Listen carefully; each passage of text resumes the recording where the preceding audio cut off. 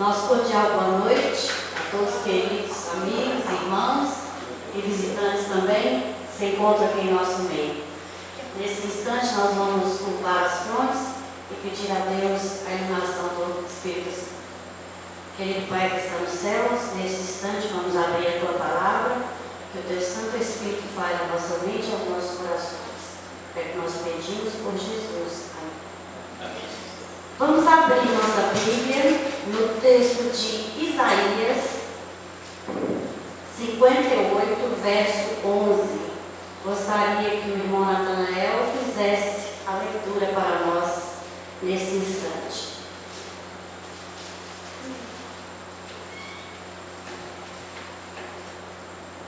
O Senhor te guiará continuamente, fartará tua alma até em lugares áridos e fortificará os teus ossos. Serás como um jardim regado e como um manancial cujas águas jamais faltam. Vida plena de esperança. Esse é o título da nossa mensagem de hoje.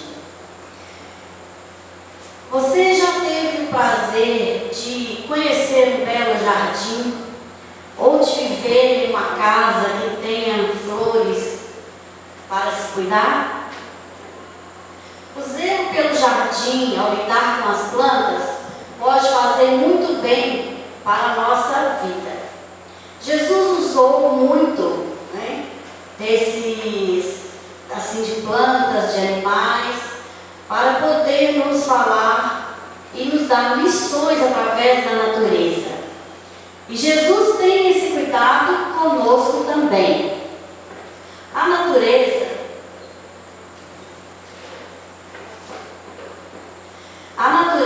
pode nos ensinar muitas coisas. E hoje, especificamente, nós iremos nos deter numa flor muito especial, a violeta.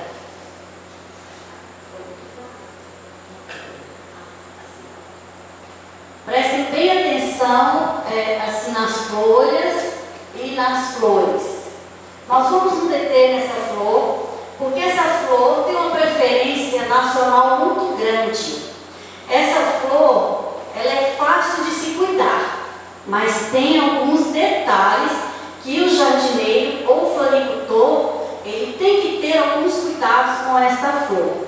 A folhagem das violetas, ela se dá em forma de estrelas, elas têm várias pontas, as folhas são verdes bem escuras.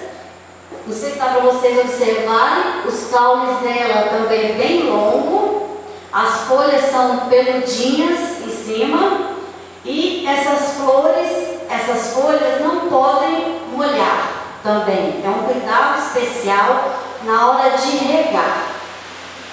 E essa folhagem, esse caule, ele foi criado assim porque ele permite uma espécie de redoma aberta em torno das belas flores. Elas podem surgir solitárias ou em forma de ramalheiros ou pequenos buquês.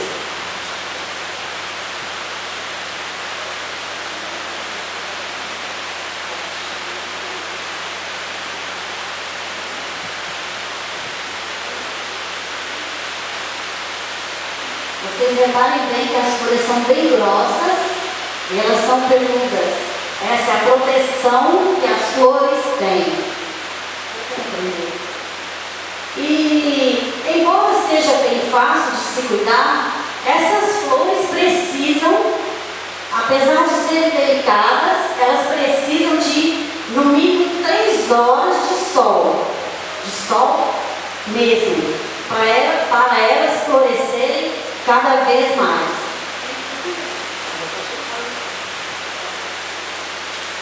E quando chove, volta agora, o floricultor ou florista, ele tem que tirar essas flores da chuva. Elas não podem pegar chuva nas folhas. Elas também não podem com vento forte, e a folhagem e as flores se estragam. Então tem que ter um cuidado especial com essas flores. E as violetas nos deixam algumas lições espirituais muito importantes. Vou explicar. Jesus sempre nos ensinou através da Bíblia. Ele usa parábolas, dá ilustrações com pássaros, flores, árvores, como eu disse no início, e deixando grandes verdades para a nossa vida cristã, aqui no dia a dia mesmo. Assim como essas flores delicadas precisa que o seu jardineiro esteja ali de olho, cuidando, nós também precisamos de ter um contato com o nosso Criador, para que a nossa vida também possa florescer, aonde quer que estivermos. E esse contato, que nós chamamos com o nosso Criador, vamos chamar de comunhão intensa. Ellen White nos diz numa meditação matinal de 95 assim: comunhão com Deus é a vida da nossa alma. A comunhão com Deus concede-nos uma experiência diária que verdadeiramente torna a nossa vida uma alegria plena. Mesmo com problemas, mesmo com obstáculos, nós temos uma felicidade diferente do mundo lá fora. Porque nós temos sempre a confiança em Deus, que Deus vai estar ao nosso lado. E para termos esse contato, nós precisamos querer, nós precisamos ter tempo, arranjar tempo. É gostoso quando a gente encontra com um amigo, né? Aí você começa a conversar um monte de coisas. Aí a gente conta nossas ideias, conta os nossos sonhos, às vezes choramos também, às vezes sorrimos, a gente oferece amparo, às vezes também eles são amparo para nós. E para nós termos esse contato com o nosso mestre, assim como temos com um amigo, que a gente assenta, abre o coração para ele, nós precisamos ter com o nosso Criador, com o nosso Deus. Nós não precisamos de ter medo de chegar a Deus. Podemos nos sentar e abrir o coração para ele, como se estivesse com um amigo lá, contando tudo. Ele sabe tudo, mas ele fica muito feliz quando nos aproximamos dele. O nosso mestre nos deixou lições importantes. Quando Jesus estava no jardim Getsemane, ele pediu aos seus apóstolos que ficassem com ele no jardim e que orassem por uma hora com ele. E o que aconteceu quando Jesus voltou da oração? Os seus amigos estavam dormindo. E Jesus ficou muito triste. E ele nos diz em São Mateus 26, então nem uma hora, Pedro, tu pudeste ficar em comunhão comigo? Nem sequer uma hora pudeste vigiar. Quanto tempo você tem vigiado diariamente? Quanto tempo nós tiramos para Deus? E para amigos, um bate-papo, a gente encontra muito tempo, apesar do trabalho, do corre-corre, a gente sempre encontra. E o nosso amigo Criador, quanto tempo nós temos para ele? Segundos? Temos minutos? Como anda a sua intimidade com Deus? E nós só vamos ter essa comunhão intensa com ele, só vamos florescer na nossa vida quando temos esse contato com o nosso Salvador. E a Bíblia nos apresenta alguns personagens que desejaram e que, usando nossa linguagem, correram atrás de Deus, atrás de Jesus, suplicando a presença dele. Nós temos o personagem Davi. Davi desejava muito conhecer a Deus. E Davi usou nos livros de Salmos palavras como anelo, anseio, sede, fome. Quando a gente tem sede, é um desespero, né? Água. Queremos água, né? E fome também. E Davi usou essas expressões para se dirigir ao Senhor, para se dirigir a Deus, né? Com as palavras dele, deixando para Deus o que ele estava sentindo.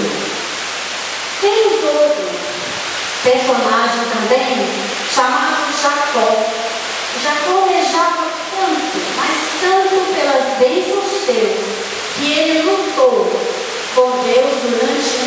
noite e disse para Deus: eu não vou deixar o Senhor embora antes que o Senhor me dê uma bênção.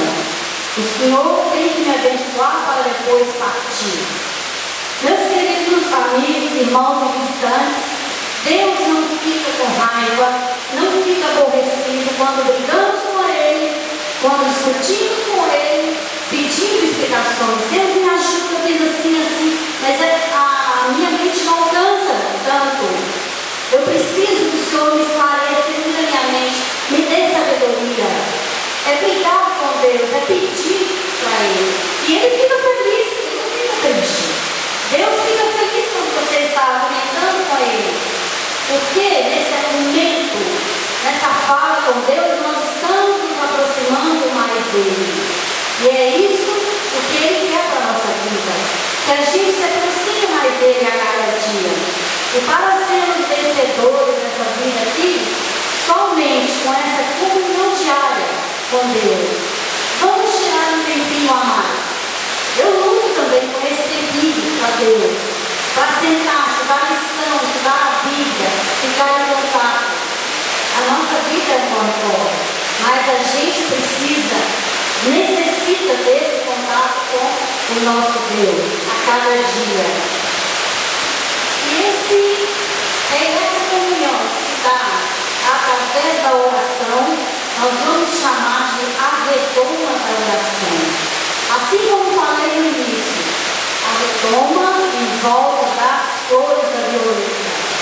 A redoma é o que? Uma proteção para aquelas lindas flores, é aquelas folhas em forma de estrelas e o caldo longo que elas têm. Essa é a proteção especial que elas têm. Em São Marcos 1,35 nos diz assim: e levantando-se de manhã muito cedo, estando ainda escuro, saiu e foi para um lugar deserto e ali orava. Jesus procurava sempre um lugar tranquilo, onde pudesse passar um bom tempo na presença do Pai. Jesus era Deus, Filho de Deus, estava aqui nessa terra, mas nos deixou o exemplo de oração, que através da oração, meus queridos, que a gente forma essa proteção. Nós não, através da nossa oração a Deus, Deus forma uma redoma ao nosso lado, uma proteção que Ele nos dá, assim como protege as flores, quanto mais cuidará de um filho seu. Abraham Lincoln, presidente dos Estados Unidos, não hesitou de reconhecer isso. Ele disse assim: tenho sido muitas vezes impelido a dobrar meus joelhos, olha só, pela convicção de que não havia outra coisa a fazer. Minha sabedoria e a de todos que me rodeavam pareciam insuficientes para o dia. Imagina, um homem na posição que ele estava, ele sentia a falta da presença de Deus. Ele sentia aquela falta da sabedoria divina. Martinho Lutero, grande reformador da igreja, ele afirmou o seguinte: ser cristão sem orar é tão impossível quanto viver sem respirar. Meus queridos irmãos, amigos e visitantes, as crianças também que estão aqui, quando fazemos da oração o primeiro trabalho do dia, a primeira coisa, quando nos levantamos e buscamos esse poder do alto, teremos forças para vencer todos os desafios e problemas que este mundo nos impõe. Porque Deus nos dá uma redoma à nossa volta, nos protegendo. E quando você passa, nós passamos por sérios problemas, e quando você vence tudo, você chega na frente e diz: meu Deus, como eu consegui? Não foi eu que consegui, foi através da oração, o joelho no chão, que fez com que Deus criasse aquela proteção ao nosso redor. E tem um ditado, se não me engano, um ditado que diz assim: nunca estamos tão perto de Deus como quando ajoelhados. Então eu sei que quando estamos de joelho, estamos bem pertinho do nosso Deus. Que nós possamos fazer da oração o nosso guia de todas as manhãs, de todas as noites, e onde quer que estivermos, não importa o lugar, onde você estiver, Deus vai estar ali com você. Gabriel foi um menino muito desejado pela família, um menino muito esperado. Nasceu Gabriel. O Gabriel nasceu perfeito, todos ali com saúde e a família feliz. Mas de repente uma coisa aconteceu na vida daquele menino. Ele começou a emagrecer, começou a perder peso. Ele foram muitos meses indo ao médico e o médico não descobriu. Até que um certo dia o médico descobriu que esse garotinho, ele tinha um problema chamado refluxo. E ele tinha intolerância à lactose. Não podia comer nada referente ao leite.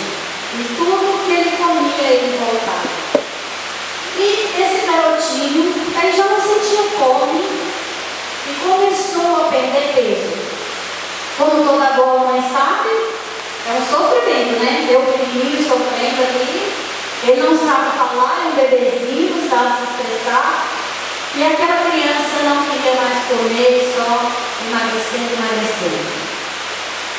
E a médica passou, certa dia a levou esse menino ao médico novamente, e a médica lhe passou um leite muito caro.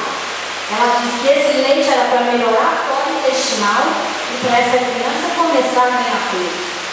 Aí veio o desespero. Como vamos comprar esse leite para essa criança? Nós não temos condições. O leite é caro demais. E o desespero tomou conta do coração daquela mãe. Mas de repente ela se lembrou de alguém muito especial. Ela correu para os braços de Jesus. Era a única salvação para ela. Eram os braços de Jesus.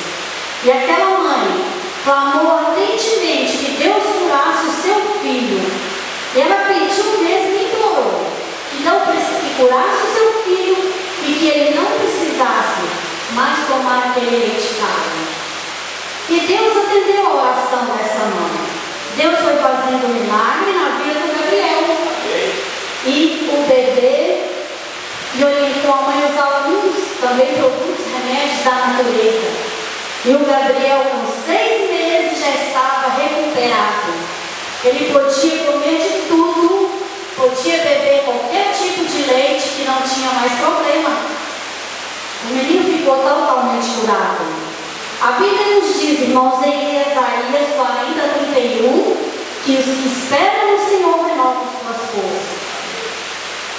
Agora, olha, a retoma da proteção em volta do Gabriel se deu por um motivo especial. A mãe daquele garoto, desse garotinho, ela tinha uma comunhão intensa com o seu Deus. Através da oração, dessa mãe dedicada, ela não